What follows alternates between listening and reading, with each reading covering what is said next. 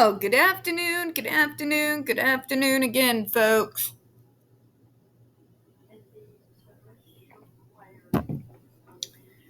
Welcome to today's second front load and another episode of Spilling Tea. I'm your host, Tiffany Daniels.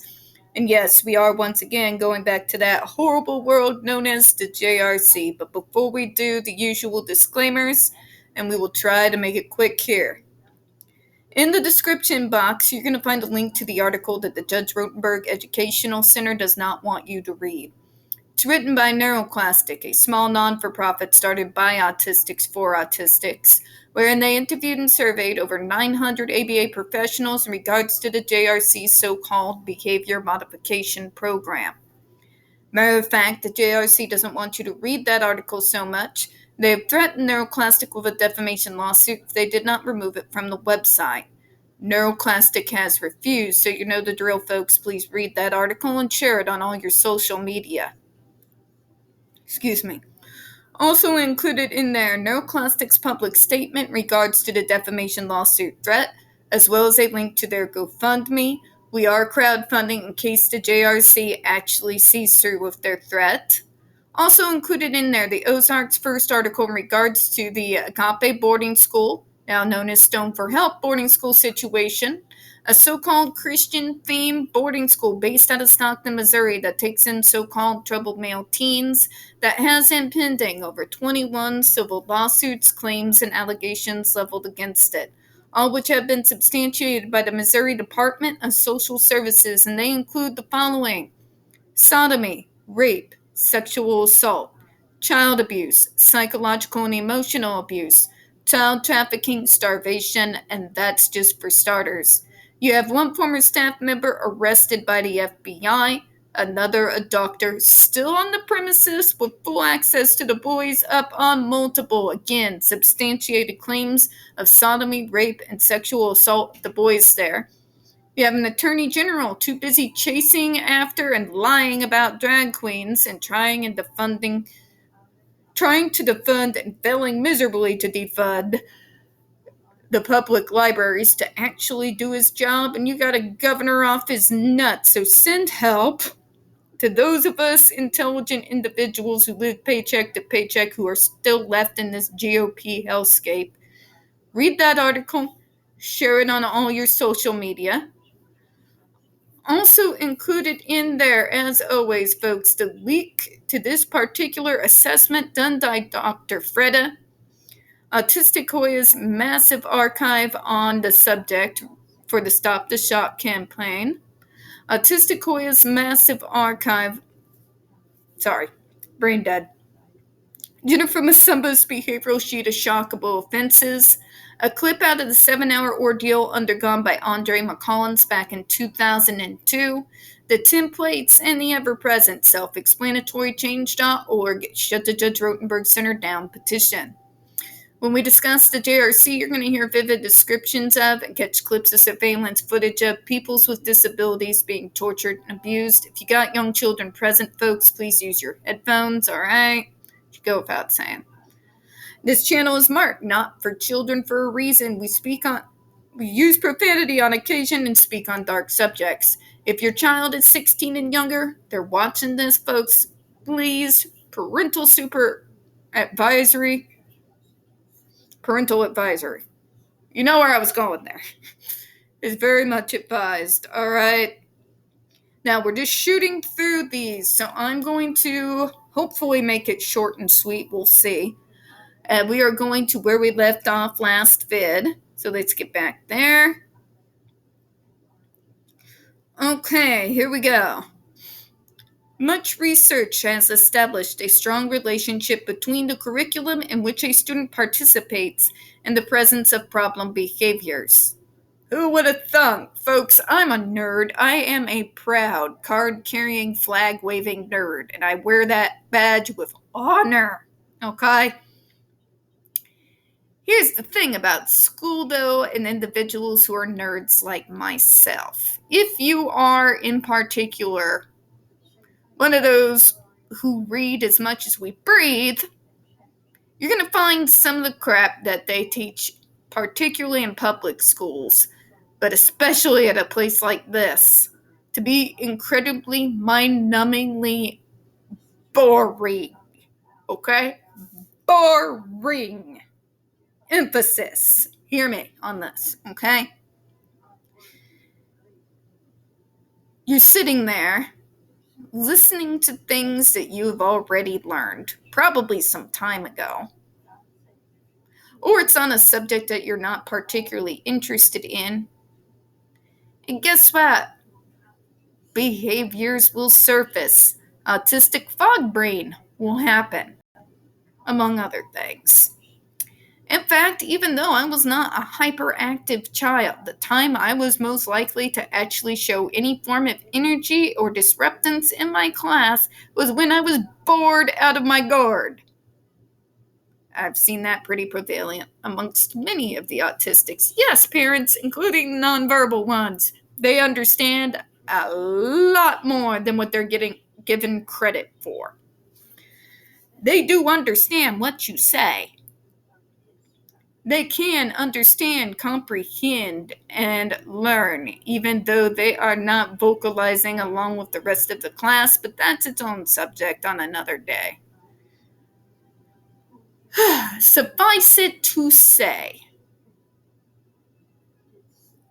when I'm able to participate in a lesson that I'm actually interested in, guess what happens? If I have to explain it to you, I don't know, seek help. A major outcome of functional behavior assessment could be information that leads to individualized modifications in the student's curriculum and instructional procedures. Dunlap and Kern, 1996. I was incorrectly diagnosed in second grade with ADHD and put on Ritalin. I don't want to talk about that in particular because it's its own subject and I'm limited for time. But be that as it may, one of the positive things that came out of that was because of my behavioral assessment. Because they determined how many light years I was ahead of some of the other students in the class, what they would do as a means of participation was to use that to maybe use me as a tutor for some of the students that may be struggling with that particular topic that I could already basically regurgitate word for word. I would help hand out papers. I would help grade papers. Yeah. So that I had a means and a capacity, to participate with the class and engage and share that knowledge which I had already previously read ahead, and still not be bored out of my gourd autistic fog brain, nor give in to those kind of disruptive behaviors because I read ahead. So that's what they'd have me do. I would grade papers. I would help tutor the other kids who were struggling in the class. I would hand out the papers after the teacher and I had been done.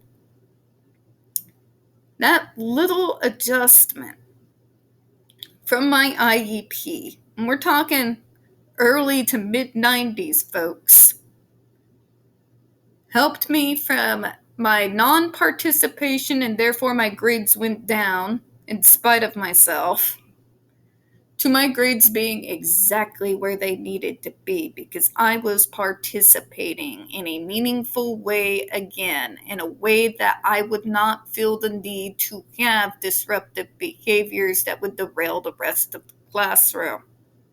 This is why full functional assessments that measure actual strengths as well as issues are important.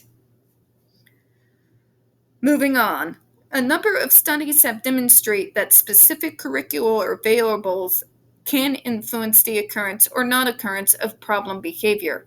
For example, Dunyan in 1991 used a functional assessment to determine specific revisions needed to the curriculum of a student who displayed kicking, hitting, spitting, throwing objects, turning over desks, and running out of the room. The student also required restraint for dangerous behaviors. Based on a functional assessment, revisions in the curriculum included shortening the duration of any sessions requiring fine motor and concentrated academic activity, increasing use of visual cues, inspecting fine motor activities that were interesting and led to concentrate and preferred outcomes. Again, I bring you back to the analogy of me playing softball, as opposed to when I was listened to and gotten into things like hiking and gymnastics. Tended to calm myself down and kept me from having more of those not so great behaviors where I used to beat my head in with my own hairbrush. I don't miss those days, in case you're wondering. Moving on, where did I lose myself here? Curricular revisions alone produce substantial and durable reductions in the students' behavior problems, also reducing use of restraint, and a dramatic increase in appropriate social behavior. Gee, if I'm actually interested in doing an activity, I might be more likely inclined to not give in to behaviors and actually practice social skills, like with hiking with others, for example. Weeks and Gaylord Ross 1981 reduced self-injury, aggression, and crying by decreasing task activity and providing opportunities to errorless learning. Kern, Dublett, Clark, and Dunlap 1990 reduced aggressive behavior in a student by incorporating a favorite hobby into their daily assignments. They did that with me. Now, let me be blunt. Did I have violent episodes? You bet. But part of that was the particular environment I was growing up in at the time. They weren't rare, but they weren't regular either. But they were still there, to be sure. So, incorporating a favorite hobby for learning is something that has been used with neurotypical children having difficulties for decades. Guess what? Our brains may function indifferently, but there are some things that are the same. You want to teach me math? Math is the bane of my existence. My hatred for math knows no parallels. I'm not going to sit there and drive myself mentally insane over numbers, okay? This is why accountants are useful. Granted, though, I know my checkbook. And I was very interested in Wall Street stocks and bonds, which for some reason under God, in spite of my hatred of math, I seem to have a very good understanding of. You want to know how they taught me? In spite of my hatred. Wall Street Journal, stocks and bonds. Another thing that they used was explaining to me implicitly that it was a necessary evil. And for those that were more of the basic lines of math, they would teach me how to balance a checkbook by means of how much am I going to need to do a favored activity or to get something that would be considered an extra, not a necessity at the grocery store. Then I'd do math. See where we're going here? It's pretty simple. If you take into account what is triggering a particular behavior and come up with the modifications in a treatment plan in order to address those, what would you know? The more problematic behaviors go down to what I like to call a baseline. Baseline is kind of my word. I use it as a means to describe it as none of these behaviors are ever going to go away in its entirety. And to say so and to get parents to buy it is a lie. Most folks, even neurotypicals, engage in not so great behaviors. Those behaviors are never going to go away entirely. That is a fantasy. It's a lie. But if you do these types of modifications and you bring it down to a baseline, that means that these problem behaviors are not in any way going to infringe on me being able to live my life both independently and interdependently. We're going to close out on that. We don't get very many views on this channel. The few that we do tend to get removed from time to time. So folks, please don't forget to hit the like button, hit subscribe, and don't forget to hit the comments. I do appreciate your time, and as always, folks, we here at Spilling Tea hope you have a good one. I do apologize for the TV in the background. I did forget to pause it. So sorry if you kind of heard my prayers back there, but yeah, what can I say? I apologize for nothing. I don't judge y'all, don't judge me. Nor my complete bonkers brain. Bye-bye, everyone.